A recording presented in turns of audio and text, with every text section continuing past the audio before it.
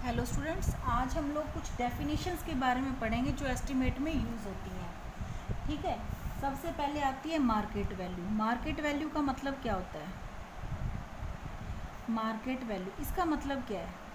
Market value का मतलब है भी कोई प्रॉपर्टी की वो वैल्यू, किसी भी प्रॉपर्टी की वो वैल्यू यदि मैं उसको ओपन करूं, सेल करूं या परचेज करूं मार्केट के अंदर, तो आज उसकी वैल्यू कितनी होगी। ठीक है, पर्टिकुलर टाइम के अंदर कितनी है उसकी वैल्यू, कितनी है। जैसे कोई भी मेरी है प्रॉपर्टी है, जैसे इंडस्ट्रीज़ है, ये सब कुछ है, बिल्डिंग्स है, कोई मेरा ऑफिस है। यदि मैं इसको आज सेल या परचेज करूं, सेल और परचेज करूं मैं ओपन मार्केट के अंदर, तो आज उसकी प्रेजेंट वैल्यू क्या है। किस पे डिपेंड करती है ये चीज़? मार्केट वैल्यू किस पे डिपेंड करती है? सबसे पहले तो एक देखी जाती है size of plot, location, location कैसी है, ठीक है जी, और नेचर कैसा है, एरिया कैसा है। नेचर, नेचर का मतलब एनवायरनमेंट कैसा है, एनवायरनमेंट है वहाँ पे, हिली एरिया है, कैसा एरिया है, ठीक है। और साथ में सेकंड क्या देखा जाता है कि डेवलप्ड है या डेवलपिंग है। डेवलप्ड और डेवलपिंग, इसका मतलब क्या हुआ कि एरिया मेरा पूरा डेवलप है या अभी डेवलपमेंट हो रही है उसके अंदर, इस पे भी डिपेंड करता है, ठीक है। और ये क्या है, अभी डेवलप होना है, नहीं होना, ठीक है। और क्या है कि जो लोकल अथॉरिटीज़ बॉडी हैं कौन सी हैं, ठीक है। अथॉरिटी बॉडी कैसी है, टैक्स कितना लगता है वहाँ पे, टैक्स कितना है, टैक्सेशन पॉलिसी क्या है, मीन्स ऑफ ट्रांसपोर्टेशन क्या है, मीन्स ऑफ ट्रांसपोर्टेशन क्या है। यदि अच्छी ट्रांसपोर्टेशन है तो मार्केट वैल्यू ज़्यादा बढ़ेगी। मीन्स ऑफ ट्रांसपोर्टेशन, ठीक है जी। मीन्स ऑफ ट्रांसपोर्टेशन क्या है, मेडिकल फैसिलिटी कितनी है, मेडिकल फैसिलिटीज तो एरिया में कितनी है, ठीक है। और मार्केट क्या है, मार्केट यानी शॉपिंग मॉल्स वगैरह, शॉपिंग मॉल्स वगैरह, ठीक है। और स्कूलिंग क्या है, ठीक है। डिमांड और सप्लाई कितनी है, डिमांड एंड सप्लाई, इसका मतलब क्या हुआ, क्या वहाँ पे हर चीज़ आती है कि नहीं आती। ऐसा नहीं है पानी नहीं आ रहा, बिजली नहीं है, ये सब ऐसा तो कुछ नहीं है वहाँ पे, ठीक है। ये मार्केट वैल्यू, मार्केट वैल्यू का मतलब क्या हुआ कि आज मैं किसी चीज़ को, मेरी प्रॉपर्टी को बेचती या खरीदती हूँ, तो आज उसकी ओपन मार्केट के अंदर उसकी क्या वैल्यू है, वो है। ये किस पे डिपेंड करती है, डिपेंड करती है साइज़ क्या है प्लॉट का, लोकेशन कैसी है, एरिया कैसा है, और नेचर कैसा है। नेचर का मतलब कि वातावरण, प्राकृतिक कैसी है उसकी, ठीक है। सेकंड आता है डेवलप, अभी धीरे धीरे डेवलपमेंट हो रही है कि हो चुका, ठीक है। और क्या है, लोकल अथॉरिटी बॉडीज़, यानी कि ऐसा तो नहीं है कहीं सफाई ना होती हो उस एरिया के अंदर, कंट्रोल कौन कर रहा है उसको। टैक्स पॉलिसीज़ क्या है, कहीं ऐसा तो नहीं है टैक्स ज़्यादा लग रहा है, ठीक है जी। और मीन्स ऑफ ट्रांसपोर्टेशन, यदि हमारे पास कोई आए बंदा तो वो कैसे पहुंचेगा यहाँ पे, ठीक है। और फिर साथ में देखते हैं मेडिकल फैसिलिटी, यानी हॉस्पिटल वगैरह हैं, डॉक्टर वगैरह हैं वहाँ अच्छे, ठीक है। और मार्केट कैसी है, मार्केट का मतलब शॉपिंग मॉल हो गए, ठीक है। ऐसा नहीं है अभी हमें सब्जी लेने के लिए 15 किलोमीटर दूर जाना पड़े। स्कूल कैसा है, क्योंकि बच्चों को स्कूलिंग भी दिखानी है अपने को।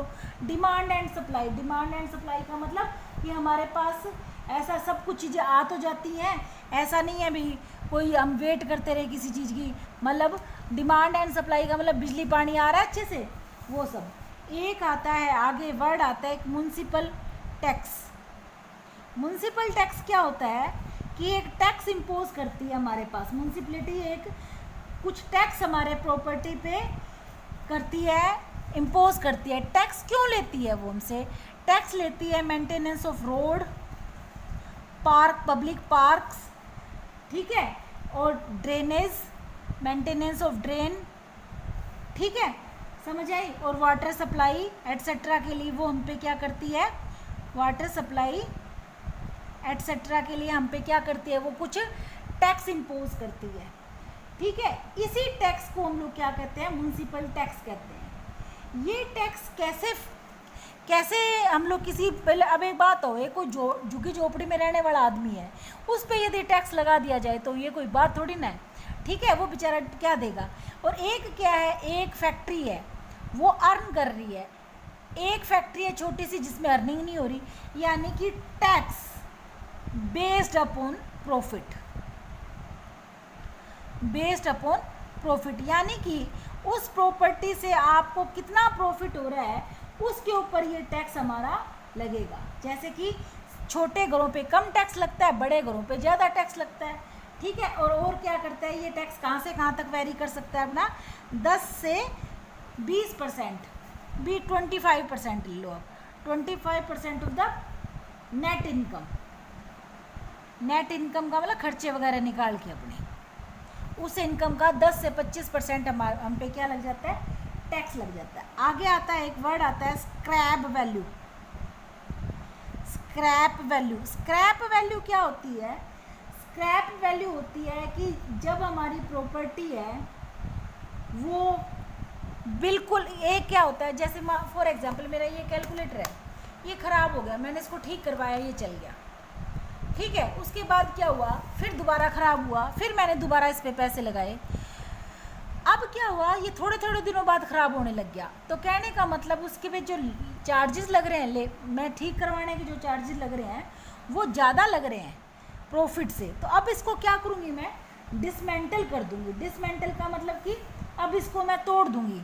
जैसे कि एक फॉर एग्ज़ाम्पल अपना घर है, उस घर के अंदर कोई कमरा है, उस कमरे को मैंने बार बार रिपेयर करवाया, ठीक है, वो थोड़े दिनों बाद फिर ख़राब हो जाता है। अब क्या हुआ कि अब मैंने उसको ये देखा भी नहीं, अब तो रिपेयर के बाद भी वो ठीक नहीं हो रहा, तो मैं क्या करूँगी, उसको बिल्कुल तोड़ के प्लेन करके उसको यूज़ करूँगी। तो उसकी क्या की मैंने, जो टिम्बर था, लकड़ी लगी है, स्टील लगा है, ईंटें लगी हैं, उन सबको मैंने बेच दिया, और बेचने के बाद जो वैल्यू आई उसको मैंने क्या बोला, स्क्रैप वैल्यू बोला। समझ आया क्या बोला इसको मैंने, स्क्रैप वैल्यू बोला। ये कितनी होती है, approximate 10% of total cost of construction. कितनी होती है स्क्रैप वैल्यू हमारी, कहने का मतलब बिल्कुल कबाड़ एकदम, ठीक है, वो मेरी क्या कहलाएगी, स्क्रैप वैल्यू कहलाएगी। एक आती है साल्वेज वैल्यू। साल्वेज और स्क्रैप में फ़र्क समझना, मैं भी नहीं समझती थी पहले, बड़ा कंफ्यूज रहती थी। स्क्रैप और साल्वेज का मतलब क्या हुआ, एक कमरा है मेरा, ठीक है, उस कमरे को मैंने ड्राइंग रूम बनाया, ठीक है, ड्राइंग रूम बना दिया, या कोई घर, एक घर ले लेते हैं, उस घर में हम लोग रहे, उस अपने घर के अंदर एक ऐसा रूम है जिसको पहले तो हमने यूज़ किया, ठीक है जी, यूज़ किया, अच्छा यूज़ हुआ, उस पर क्या हुआ, फिर डेप्रिसिएशन होने लगी, यानी कि रिपेयर ज़्यादा मांगने लग गया, ठीक है, मैंने रिपेयर भी करवा दी, यूज़ किया, लेकिन अब क्या हुआ, अब रिपेयर करवा के उसमें पैचेस आगे ज़्यादा, मैंने क्या किया, उसको अदर पर्पज़ के लिए यूज़ कर लिया। अदर पर्पज़ मैंने उसको स्टोर बना दिया, तो मैंने उसको विदाउट डिसमेंटल मैंने उसको अदर पर्पज़ के लिए यूज़ कर लिया, तो आज उसकी जो वैल्यू होगी उसको क्या बोलेंगे आप, साल्वेज वैल्यू बोलेंगे। क्या बोलेंगे, साल्वेज वैल्यू बोलेंगे। समझ आ रहा है ना, ठीक है जी। एक आता है, ठीक है, ये क्या, इस मशीन को, इसको क्या करेंगे आप, इस वैल्यू को कौन सी वैल्यू बोलेंगे, साल्वेज वैल्यू बोलेंगे। एक आता है बुक वैल्यू, ये वर्ड बहुत इंपॉर्टेंट वर्ड है। एक आता है आपका बुक वैल्यू। बुक वैल्यू क्या होती है, बुक वैल्यू होती है कि जो हमारी अकाउंट बुक के अंदर क्या है, अकाउंट बुक के अंदर हमारा जो वैल्यू आज प्रेजेंट वैल्यू है मेरी किसी भी प्रॉपर्टी की, यानी कि आफ्टर डेप्रिशिएशन, क्या, आफ्टर डेप्रिशिएशन जो मेरी आज वैल्यू है वो क्या कहलाएगी, बुक वैल्यू कहलाएगी। बुक वैल्यू का मतलब क्या, book value depend upon the amount of depreciation, the book value of properties original cost minus, book value किस पे क्या होती है, book value equal to original cost. मेरी ओरिजिनल कॉस्ट क्या लगी थी, या जैसे मैंने बाइक ली है 75,000 की और उसकी डेप्रिशिएशन होगी माइनस डेप्रिशिएशन कॉस्ट। अब एक बार डेप्रिशिएशन भी बताऊंगी, डेप्रिशिएशन कॉस्ट होती है कितनी गिरावट आ गई, एक चीज़ मैंने 75,000 रुपये में ली और उसके बाद उसकी रेट हो गया 70,000 नेक्स्ट ईयर, तो इसका मतलब 5%, 5,000 उसमें क्या आ गई है, डेप्रिशिएशन आई हुई है। ठीक है जी, समझ आ गया। तो ये क्या करती है, ये बुक वैल्यू है धीरे धीरे धीरे धीरे क्या होती रहती है, कम होती रहती है। जैसे आज मैंने घर है वो 80 लाख रुपए लगा के बनाया, 5 साल बाद उसकी कीमत होगी, cost of construction only buildings की बात कर रही हूँ मैं, मटेरियल की 75 लाख। आप बाद में मशीन की बात ले लो चाहे आप, तो यानी कि book value day to day क्या होती जाती है, डिक्रीज होती जाती है। समझ आई। तो अब क्या है, एट लास्ट वो किसके बराबर हो जाती है, स्क्रैप वैल्यू के, कबाड़िए के बराबर हो जाती है, स्क्रैप वैल्यू के बराबर हो जाती है। एक आता है आउट गोइंग। आउट गोइंग का मतलब क्या हुआ कि मैंने क्या किया, टोटल एक्सपेंसेस कितने हुए किसी भी बिल्डिंग पे। जैसे मैं मान लो तो घर बनवाते हैं, घर बनवाया हमने, या फिर मैंने कोई अपने एक फैक्ट्री लगाई, उस फैक्ट्री के ऊपर मुझे टोटल इनकम कितनी है मैंने देख लिया, भाई इतने का माल बिक गया मेरा, 1 करोड़ का माल बिक गया। अरे 1 करोड़ का माल तो बिका है, लेकिन मेरे खर्चे कितने लगे हैं, बिजली का खर्चा कितना लगा है, लेबर का खर्चा कितना लगा है, टोटल मेंटेनेंस कॉस्ट कितनी आई है, वो सारी की सारी कॉस्ट क्या कहलाती है, आउट गोइंग कहलाती है। आउट गोइंग का मतलब मेरे पास से कितना पैसा गया, मेरे पास से कितना पैसा गया, वो क्या कहलाएगी, आउट गोइंग कहलाएगी। समझ आया। ठीक है। एक होती है ग्रॉस इनकम, मैं यही बता ही देती हूँ आपको। एक कौन सी होती है, ग्रॉस इनकम। ग्रॉस इनकम का मतलब होता है टोटल इनकम कितनी आई, टोटल इनकम यानी कितना टोटल, 1 करोड़ का काम किया 1 करोड़। एक होती है नेट इनकम। नेट इनकम का मतलब होता है खर्चे निकाल के, यानी कि gross income minus out going, कितना मेरा ग्रॉस इनकम का मतलब टोटल कॉस्ट, टोटल कितने पैसे आए हैं। आउट गोइंग का मतलब क्या हो गया, मेरे कितने खर्चे लगे हैं, वो मेरी किस में आएगी, नेट इनकम के अंदर आएगी। ठीक है, समझ आया। ये कुछ वैल्यूज, ये कुछ डेफिनेशंस हैं जो मैंने आपको बताई, और ये क्या है, ये आपको यूज़ होती हैं आपके ये सारा। ठीक है जी, ठीक है, थैंक यू।